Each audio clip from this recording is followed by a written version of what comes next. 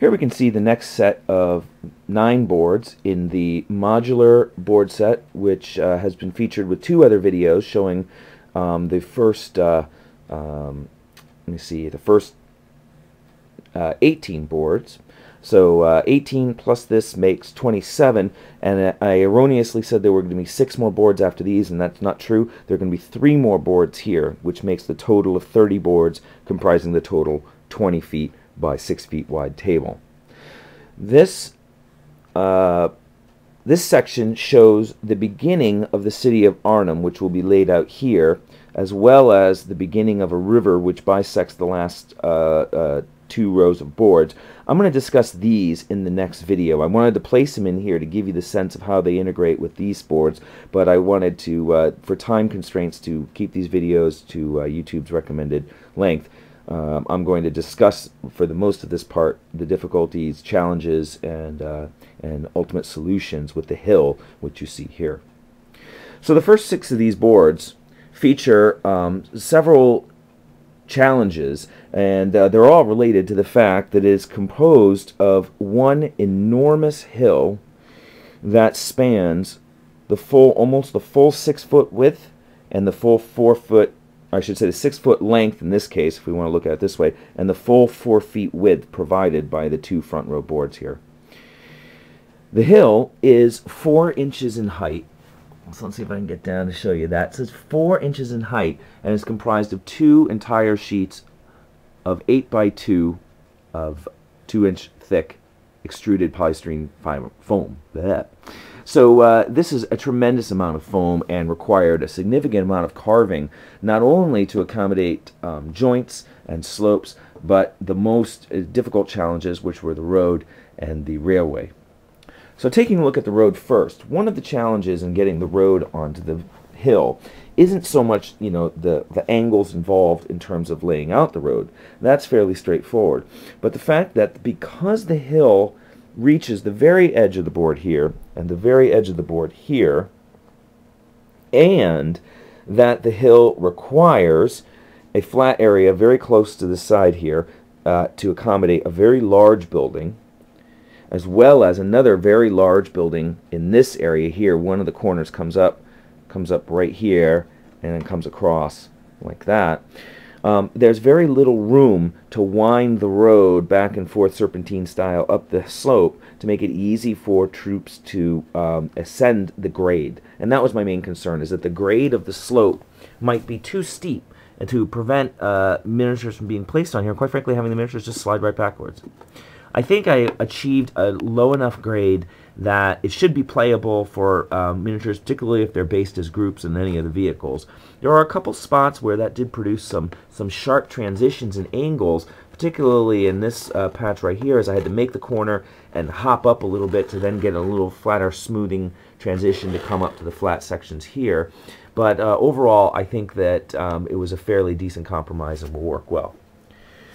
One of the things I had to also compromise on is that I discovered that I was going to be short in the cobblestone road. This took a tremendous number of packs of cobblestone roadway to do all the roads for all of these, and I was hesitant to over-order as the cost was already fairly high. I thought I had estimated correctly, and in fact I was short by literally about a pack of them out of, say, purchasing, say, 20 packs. So what I did is, for this road here, I decided that this length allowed me the versatility and branching off from a conventional road to make it a dirt road, which would come up to meet the bridge, which would be placed here, and then carry off the road, carry off the boards, I should say. Discussing this bridge at this point brings up another difficulty, in that the bridge is 9 inches wide, but 9 inches wide as depicted on the diagram which the customer drew in. Now, my concern was that I wanted to provide enough of a ledge, at least an inch on either side, for the bridge to span comfortably, so that the bridge wouldn't be falling into the railway pass, and just in case the customer had overestimated its length by, say, a half an inch or so. So I've made this gap 7 inches. Now, this area also needed to be restricted to being at least 5 inches wide flat, I think, or perhaps 6, I can't remember the exact measurement, to accommodate 2 buildings which are placed here, one alongside the road. So that forced a very steep drop on the sides for the railway, over, which joins a second railroad, enters the board at this point, joins the first one, which passes across the road here and comes up to connect with the previous boards, and then they form a double railway which run the length of these two boards. So as a compromise, what I decided to do is to model the side here as a rock face. And what I did is I used a new material that was fairly inexpensive for the volume needed, and I was able to sculpt I think, a very, very realistic, convincing rock face for this passageway. And that often highlights some of those things where, when you have a challenge and you need to modify an area, sometimes I can produce enhanced effects over the original design intention. This was supposed to be a slope that would come down and be modeled green like the rest, but I just didn't feel like it's going to be believable to have a slope this steep and have it be modeled in grass. It's going to look awkward to the eye, so I'd rather go with the rock face and have that look as though they've carved through the mountain, through the hill, to accommodate the railroad, and I think that produced a very realistic appearance and brings a really nice dramatic change to the boards in this key area.